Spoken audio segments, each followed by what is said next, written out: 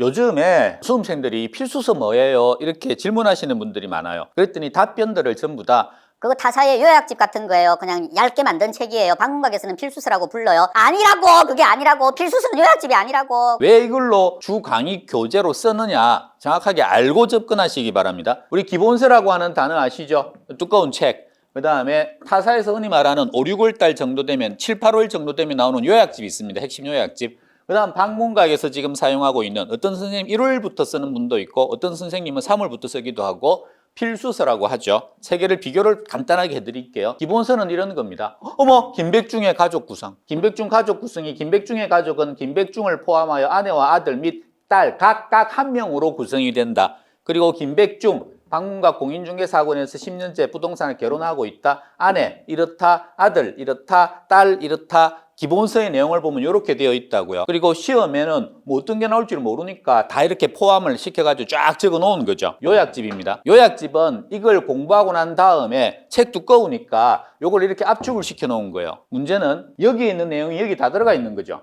김백중 학원 강사다. 아내는 25년 동양 출신이다. 그러니까 말 긴 걸 말 줄여가지고 공부를 다 집어넣어 놓은 거예요. 이거랑 무슨 차이가 있습니까? 그러면 교재의 페이지만 줄어 있습니다. 다시 말하면 여기에서 공부해야 될 양과 여기에서 공부해야 될 양은 같아요. 거의. 양이 준 게 아니라는 거죠. 압축만 시켜놨지 교재를. 두꺼우니까. 그래서 이걸 요약집 가지고 공부하는 사람들은 기본서로 안 읽으면 무슨 말인지를 잘 모르는, 차라리 이걸로 공부하는 게 더 나은, 여기서 말하면 딸 2학년이다. 5년 뭐 연애 중이다. 그럼 이 2학년이 도대체 고등학교 2학년이에요? 대학교 2학년이에요? 초등학교, 이걸 요약집에 다 못 적으니까 짧게 적었으니까 차라리 이게 낫다. 이렇게 하는 사람도 있을 수 있다는 겁니다.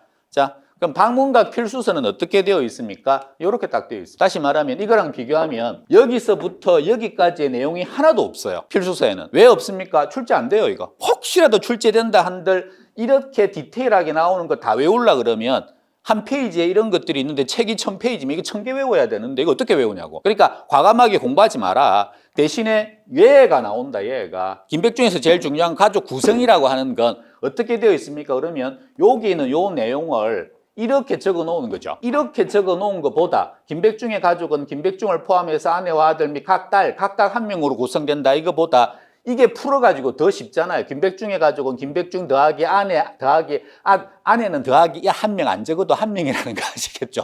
아들 1명, 딸 1명 해서 총 4명으로 구성되어 있다. 끝! 그러면 이렇게 딱 해놔버리면 필수서는요, 학습할 양이 확 줄어요. 공부할 양이. 이거랑 비교가 안 될 정도죠. 그래 놓고 실제 출제가 어떻게 되냐 그러면 이렇게 나온다고요. 출제는. 이거 OX 해보십시오. 김백중의 가족은 총 3명으로 구성되어 있다. X잖아요. 그러면은 이 책 가지고 공부해도 맞출 거고, 이 책 가지고 공부해도 맞출 거고, 이 책 가지고 공부해도 맞출 텐데 이걸로 이렇게 공부한 사람들이 가장 확실하게 맞춥니다. 쓸데없는 거 공부 안 하고. 여기는 4명이라는 게 강조도 안 돼요. 그냥 4개 나와 있으니까 봐라. 우리 4개 다 있지 않냐. 그럼 4명이라고 네가 알아야지. 이렇게 되는 거고, 여기는 4명으로 구성되어 있다고 딱 찍어준다고요. 출제가 이렇게 되니까. 그래서 필수서는 이렇게 되어 있는 책이다 라고 하는 거, 공부하지 말아야 될 건 아예 없다. 대신에 중요한 건 더 자세하게, 기본서보다 더 자세하게도 설명될 수 있는 책이 필수서다. 이거 전부 다 단어만 빼가지고 요약해 놓은 책 아니에요. 어떤 교재는 우리 요약집은 기본서의 모든 내용이 다 포함되어 있습니다. 이런 요약집이 있거든요. 미쳤지. 그게 어떻게 요약집이냐고. 그런 공부를 뭐하러 하냐고요. 자, 스키 타보셨어요? 스키 타면 나무들이 앞에 막 어마무시하게, 영화 같은 거 보면 막 나무 피해가지고 막 쫙 차기게 잘 나가는 거 있잖아요. 그거 할 때 나무에 부딪히지 않고 잘 내려가는 방법 아세요? 저기 100m 밑으로 내려가야 돼. 나무가 300그루가 있어. 그러면은 첫 번째 어떻게 하면 됩니까? 나무를 잘 보고 부딪히지 않게 잘 피해서 가라. 가다가 나무 등장하면 싹 피하고, 보다가 나무 있으면 또 싹 피하고, 요렇게 해서 내려가는 사람과, 두 번째 방법, 나무는 아예 보지 마라.